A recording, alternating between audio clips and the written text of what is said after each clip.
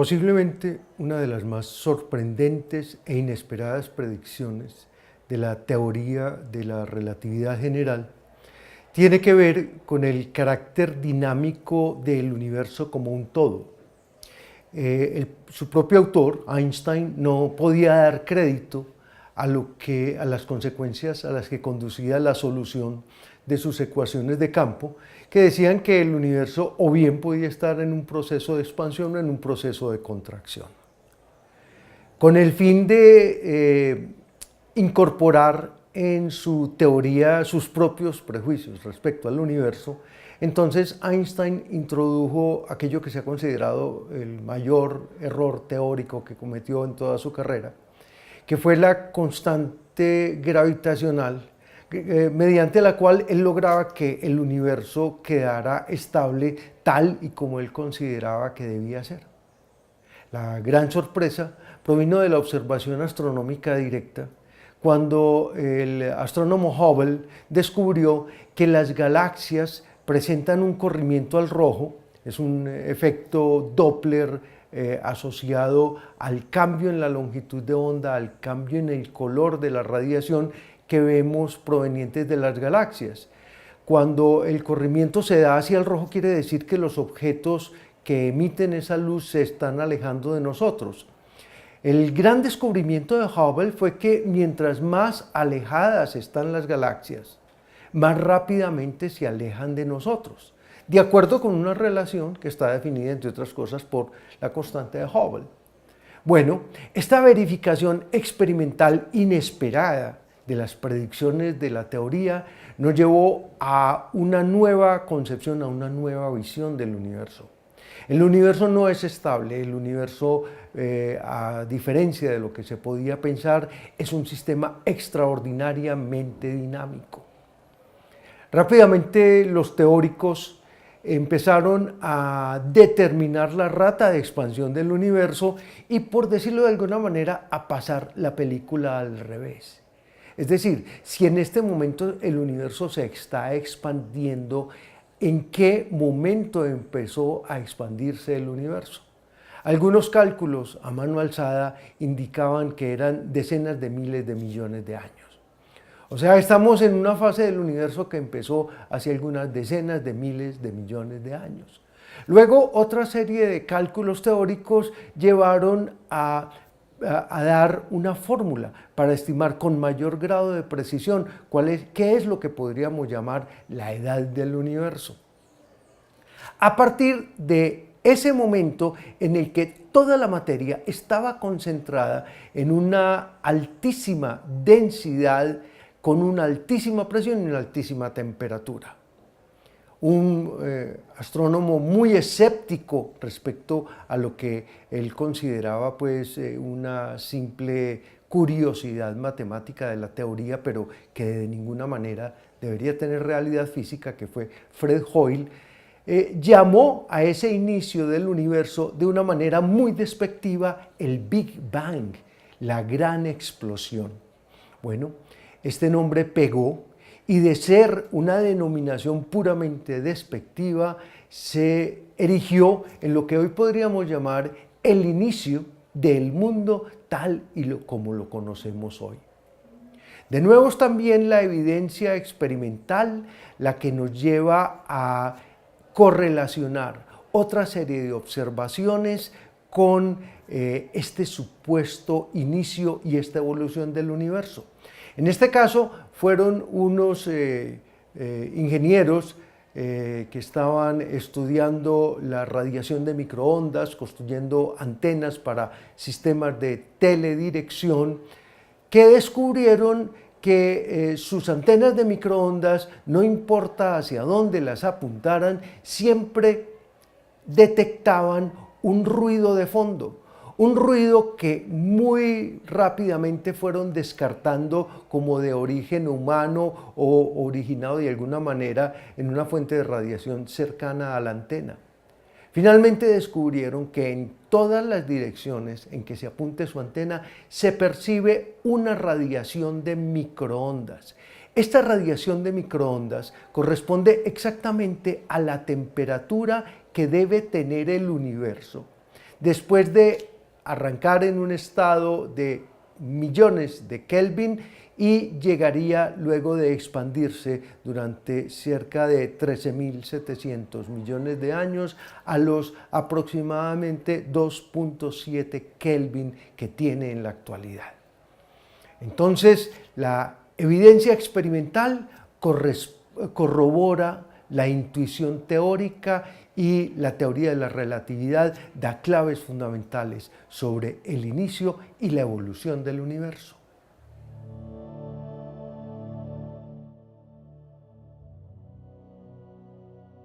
El comportamiento del universo a gran escala es asimilable hasta cierto punto al de un gas que inicialmente se encuentra confinado en un pequeño recipiente cuyas paredes desaparecen de manera súbita.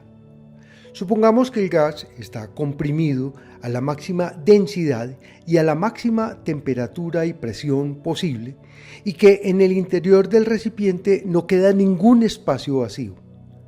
A continuación, supongamos que por alguna misteriosa razón, las dimensiones del recipiente empiezan a crecer gradualmente y las partículas del gas disponen cada vez de mayor movilidad. 13.700 millones de años más tarde, el volumen del recipiente se ha expandido de tal manera que el número de partículas del gas por metro cúbico ha descendido a 1. Y la temperatura del sistema es de unos 2.7 Kelvin, muy cercana al cero absoluto, aunque todavía no demasiado. El anterior proceso es irreversible, se conoce como una expansión adiabática. La irreversibilidad es la característica dominante de los procesos termodinámicos espontáneos y de ella da cuenta la segunda ley de la termodinámica, según la cual los sistemas termodinámicos evolucionan hacia el estado en el que la entropía alcanza su máximo valor. De igual manera que el concepto de energía da cuenta de una magnitud física que se conserva en las interacciones entre subsistemas de los sistemas aislados, el concepto de entropía da cuenta de la evolución de los sistemas que no han alcanzado el equilibrio. La asimetría de los procesos termodinámicos respecto al tiempo se refleja en el carácter unidireccional del flujo térmico entre cuerpos que inicialmente se encuentran a diferente temperatura y se ponen en contacto. Se dice que el calor siempre pasa del cuerpo de mayor temperatura hacia el de menor temperatura. Una característica de las leyes más generales de la física es su carácter negativo, en tanto que pueden ser enunciadas en términos de aquello que no se puede hacer, y las leyes de la termodinámica son un buen ejemplo de esta situación. La ley de conservación de la energía, por ejemplo, establece la imposibilidad de que existan los denominados móviles perpetuos de primera clase, es decir, sistemas mecánicos aislados que realicen trabajo de manera indefinida. Esta ley echa por tierra la utopía medieval de la fuente inagotable de energía y trabajo. Por su parte, la segunda ley de la termodinámica decreta la imposibilidad de que exista un sistema termodinámico que sin tener ningún contacto con el exterior realice trabajo de manera indefinida a partir de diferencias internas de temperatura. Además, la segunda ley de la termodinámica establece restricciones insalvables respecto a las eficiencias de los motores térmicos. Mientras que la primera ley de la termodinámica expresa la imposibilidad de que existan fuentes ilimitadas de energía, la segunda ley establece la imposibilidad de que en un proceso termodinámico se pueda aprovechar el 100% de la energía térmica para realizar trabajo.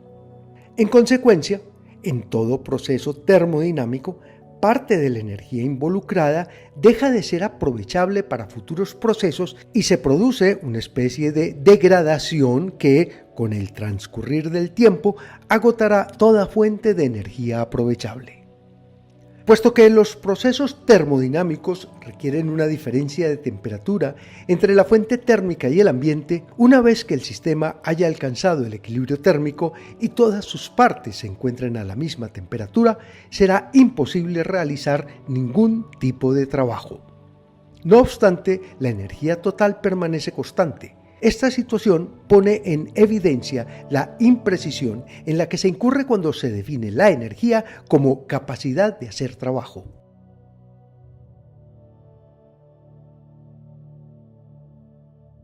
Puesto que todo proceso termodinámico espontáneo se caracteriza por la tendencia al aumento de la entropía, cuando se alcance el equilibrio térmico, el valor de la entropía habrá llegado al máximo. En esto reside el valor del concepto de entropía como función que describe la evolución de los sistemas termodinámicos. De las anteriores consideraciones se derivan importantes consecuencias cosmológicas.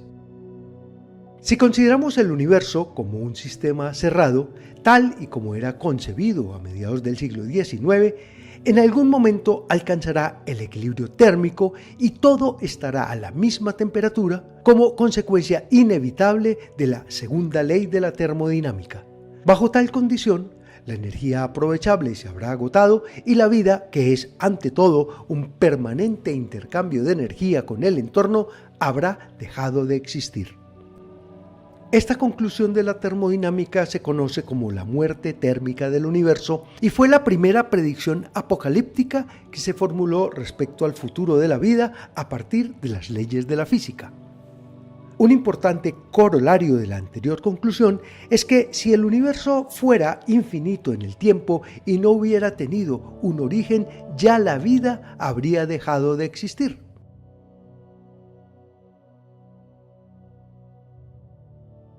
En sus inicios, la ciencia de la termodinámica no definió con precisión el concepto de entropía, aunque sí estableció criterios muy precisos para medir sus variaciones en términos del calor transferido entre los elementos constitutivos de un sistema, sus masas y las respectivas temperaturas.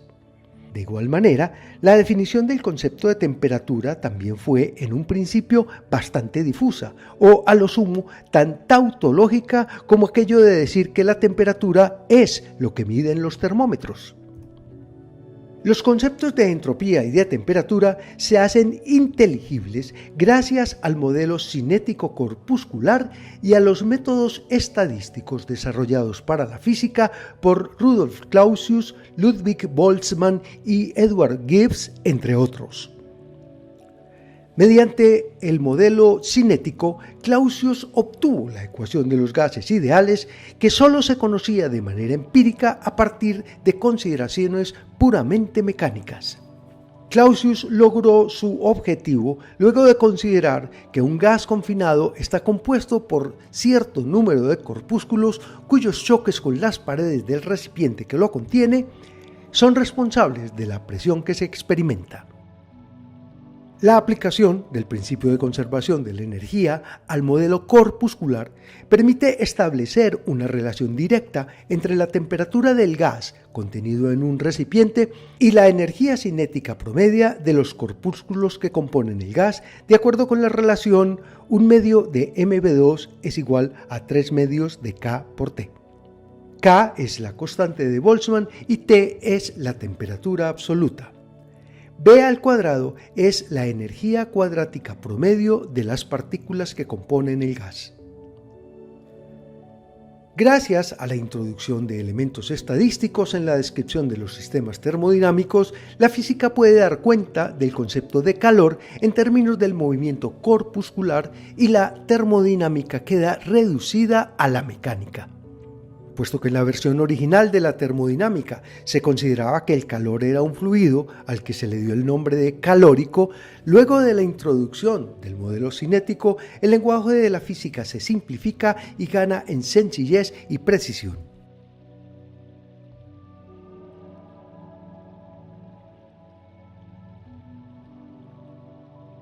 La irreversibilidad, característica fundamental de los procesos termodinámicos como la vida y la muerte, plantea un problema de gran profundidad y difícil solución a la física teórica. Si, en último término, la explicación de los fenómenos físicos se reduce a las leyes de la mecánica que son esencialmente reversibles, ¿por qué existe una dirección del tiempo? La respuesta de Ludwig Boltzmann parte de la utilización de métodos probabilísticos para la descripción de los sistemas termodinámicos en el marco de una nueva disciplina que recibió el nombre de física estadística. Boltzmann definió la entropía, función que permite predecir la evolución en el tiempo de los sistemas termodinámicos, como una cantidad proporcional al número omega, de modos compatibles con los parámetros termodinámicos del sistema, tales como la presión, el volumen y la temperatura, de acuerdo con la expresión S igual a K logaritmo natural de omega, donde K es la constante de Boltzmann. La definición de entropía en términos de los posibles estados en los que se podría encontrar un sistema termodinámico permite expresar la segunda ley de la termodinámica en términos de probabilidad. Si se define la probabilidad P sub i de que el sistema se encuentre en el estado I como la relación entre el número de modos NI compatibles con dicho estado y el número total de modos posibles en los que se puede encontrar el sistema, entonces la probabilidad P de I será igual a NI sobre N. Si se dispone de un gran número de sistemas idénticos preparados en condiciones similares, al examinar los sistemas en cuestión se encontrará que hay un mayor número de sistemas en el estado de máxima probabilidad. La ley del aumento de la entropía resulta de la observación empírica de que todos los sistemas que inicialmente se encuentran en un estado de baja probabilidad de ocurrencia evolucionarán hacia los estados de mayor probabilidad. Supongamos que el sistema en consideración es un recipiente lleno de partículas. En este caso, se puede afirmar que el número de modos en los que se pueden distribuir las partículas dentro del recipiente es proporcional a su volumen. En la situación inicial, la densidad de partículas es máxima y solo hay un modo compatible con tal condición, puesto que cada espacio disponible del recipiente está ocupado. En este caso, la entropía del sistema es cero, debido a que el logaritmo natural de 1 es cero. A medida que el recipiente se expande, hay más espacios disponibles para cada partícula y, por lo tanto, un mayor número de modos accesibles para el sistema. En esta nueva situación, la entropía del sistema es mayor que cero. A medida que continúa el proceso de expansión, la entropía aumenta hacia su máximo valor posible, el infinito. Pero a medida que el volumen aumenta, la densidad de la materia tiende a cero y en el estado final solo quedará un recipiente vacío que ha alcanzado el máximo valor de la entropía.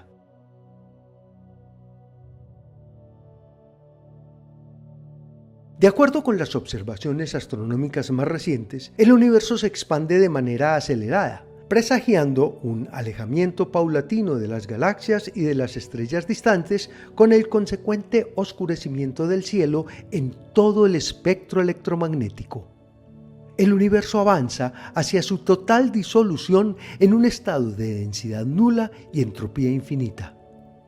Pero cuando llegue la noche eterna, no habrá nada ni nadie que pueda atestiguarlo.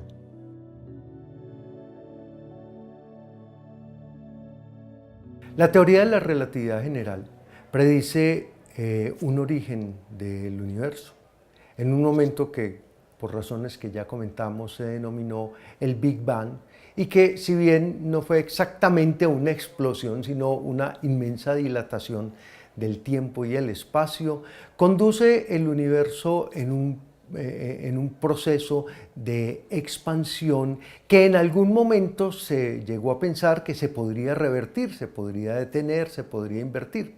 Sin embargo, de nuevo, es la evidencia experimental la que nos da claves fundamentales sobre el destino y el comportamiento del universo. La observación de cierto tipo de supernovas nos dice no solamente que el universo se está expandiendo, sino que esa expansión se está acelerando. O sea, no solamente descartamos la posibilidad de que el universo llegue nuevamente a contraerse y a volver a su estado original. Todo parece indicar que la densidad de materia en el universo seguirá diluyéndose indefinidamente hasta que sencillamente no quede absolutamente nada. Esto es lo que hasta el momento podemos decir, a la luz de nuestras teorías y a la luz de la evidencia astronómica y de la evidencia experimental de lo que va a suceder con el universo.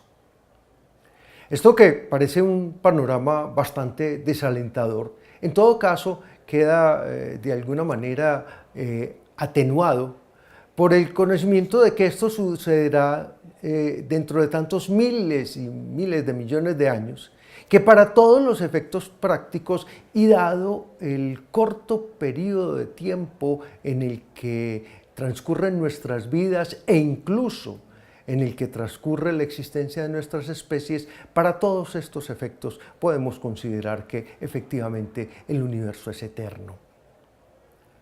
Algunas consideraciones adicionales respecto a la imagen que hoy en día tenemos del universo.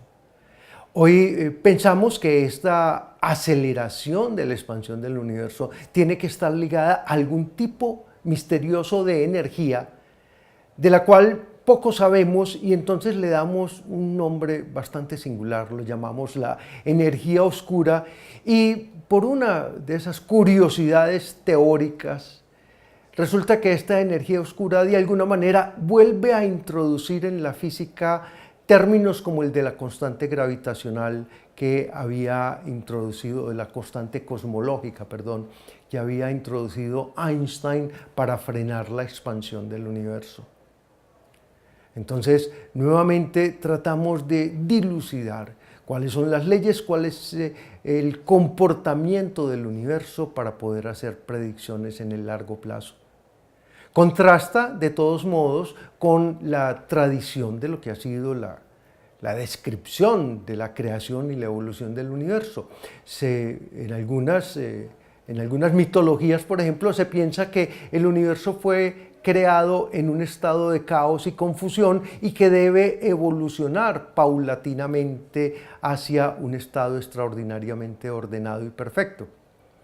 Pero cuando hacemos un análisis de tipo termodinámico de la expansión del universo, vemos que, por el contrario, el universo tuvo que haberse iniciado en un estado de mínima entropía, es decir, de mínimo desorden, si usted quiere pensarlo de esta manera, de este mínimo desorden transcurrir hacia una evolución en la que, dada la disolución de la materia en el vacío, cada vez hay más estados accesibles para distribuir lo que queda de materia y entonces la entropía tiende hacia un infinito. Pero mientras más sabemos, también más vislumbramos lo poco que sabemos y lo mucho que nos queda por saber. Y entonces esta aventura del universo, que es la física, todavía continúa.